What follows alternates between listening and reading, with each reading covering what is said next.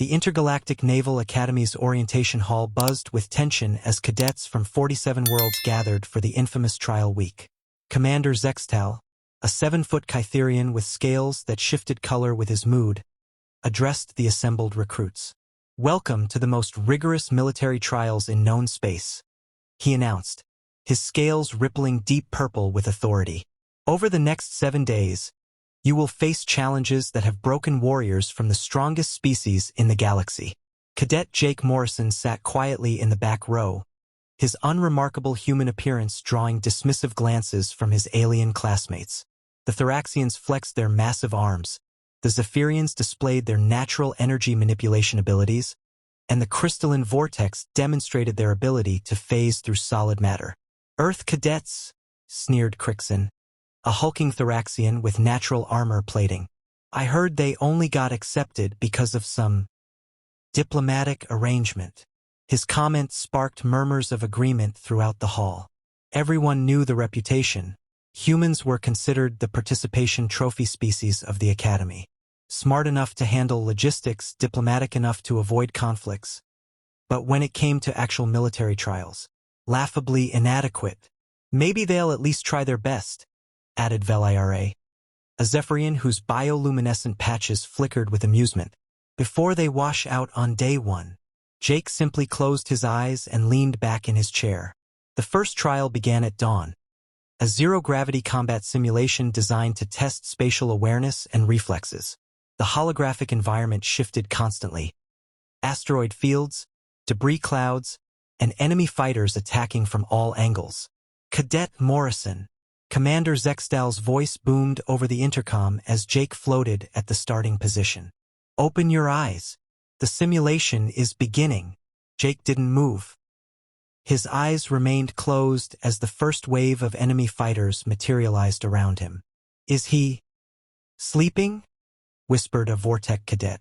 What happened next defied explanation. Jake moved through the zero-gravity field like liquid mercury, dodging plasma bolts with impossible precision. His weapon found targets he couldn't possibly see, and his movements were so fluid that he seemed to be dancing rather than fighting.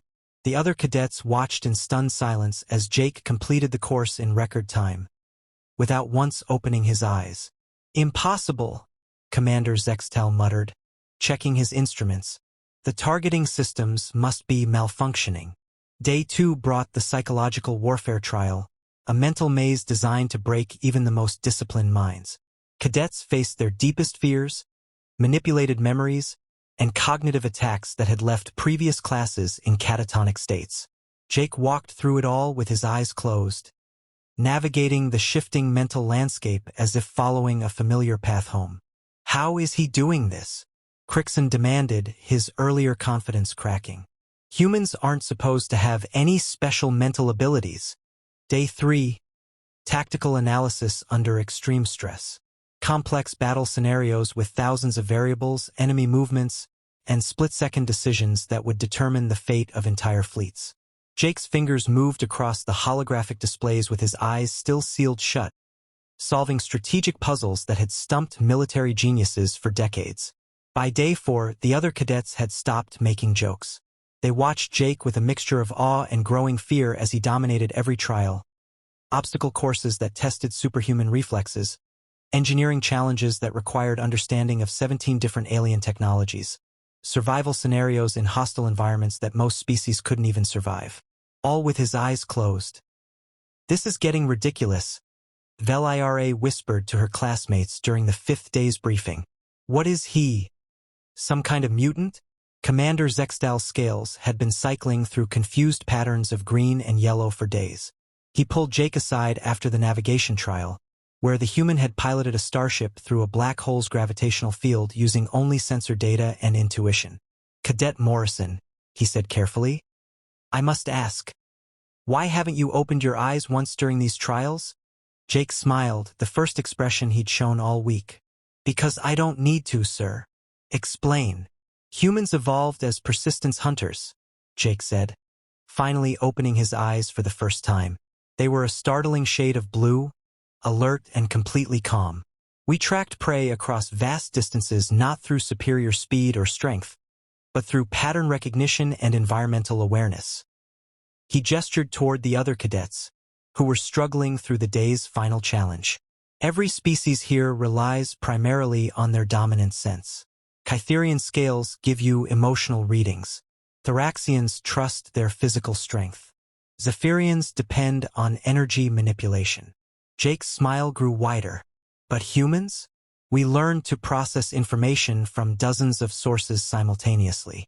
Sound, vibration, air currents, electromagnetic fields, even subconscious social cues. When you close off one sense, he tapped his temple. All the others become sharper. Commander Zextal stared at this unassuming human who had just shattered every record in the Academy's history. And the strategic thinking? The tactical analysis? Pattern recognition, Jake said simply. Humans are very good at seeing connections others miss. We had to be. Everything on our planet was trying to eat us for millions of years. On the seventh and final day, Jake opened his eyes for the last trial, a leadership exercise where he had to coordinate teams from multiple species. As he looked directly at his fellow cadets for the first time, many of them actually stepped back. There was something in those calm blue eyes that spoke of hidden depths, of a species that had clawed its way to the top of a death world's food chain through sheer, relentless intelligence. So, Jake said pleasantly, who wants to learn how humans really fight?